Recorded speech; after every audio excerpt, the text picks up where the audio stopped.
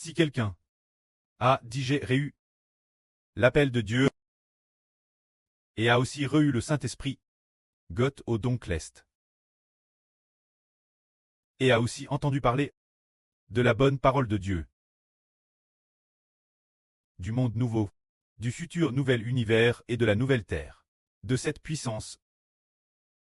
Si ces personnes, de telles personnes, comprennent les choses concernant le Seigneur, et s'éloignent ensuite du Seigneur, alors, il se peut qu'ils ne soient pas sauvés.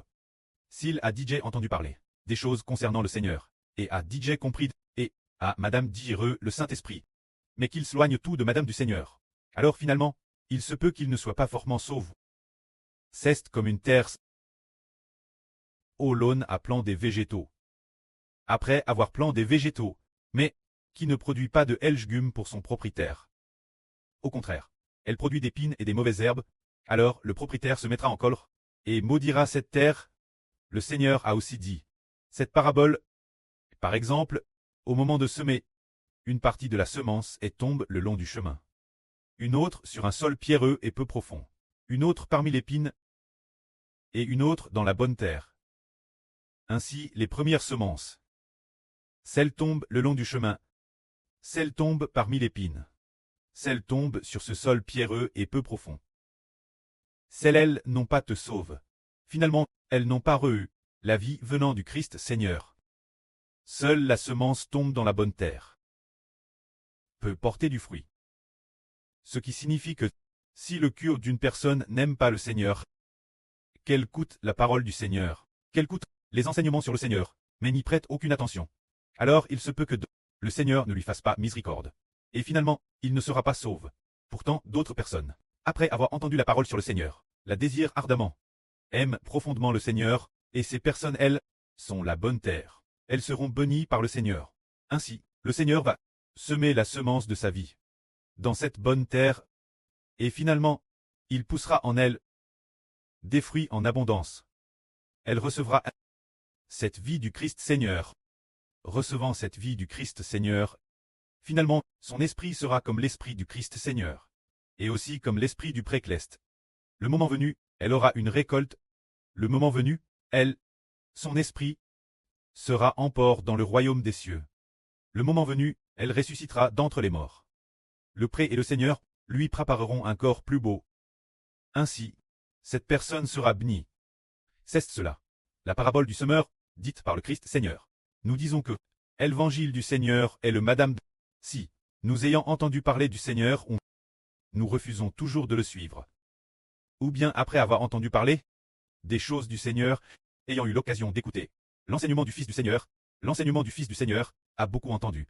Le Seigneur veut aussi l'appeler travailler, l'appeler pour le rendre noble, mais il ne voulait pourtant pas venir, et a refusé plusieurs reprises. Alors il se peut que le Seigneur ne soit pas satisfait, tout comme avant. Il y avait une femme. Nous disions, le Seigneur a appelé une sûre pour qu'elle vienne travailler, mais elle a dit qu'elle viendrait après le nouvel an chinois. Plus tard, avant le nouvel an chinois, elle nous a quittés de sa propre initiative. C'est ainsi, bien qu'ayant Gott la Gers, et connaissant la puissance du royaume des cieux, sachant cette autorité de la nouvelle terre et du nouvel univers, sachant aussi l'espérance de la vie nouvelle venir, mais cause de la tentation de ses propres péchés, ou de certaines choses qu'on a du mal à abandonner, a finalement quitté la vie. Alors la fin, sera-t-on sauve? Ashbert a dit, si l'on part, si l'on est parti, si, moins que le Seigneur ou Ashbert ne fasse miséricorde, il ne lui fait pas miséricorde, il ne sera certainement pas sauve.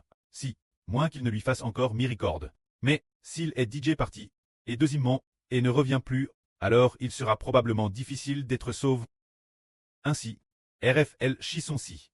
L'apôtre Paul a dit autrefois, si quelqu'un n'aime pas le Seigneur, qu'il soit maudit. C'est ce que Paul a dit dans l'Elpéter aux Galates. Ce qui est dit dans ce livre, c'est que nous comprenons que notre salut est parce que le Seigneur Jésus nous sauve. Et nous sommes sauvés, tout comme le frère Ashbert vient de le dire. La relation avec le Seigneur doit être solide. Une relation solide signifie d'abord qu'on aime beaucoup le Seigneur, et que le Seigneur nous aime beaucoup aussi. Ainsi, la relation devient solide.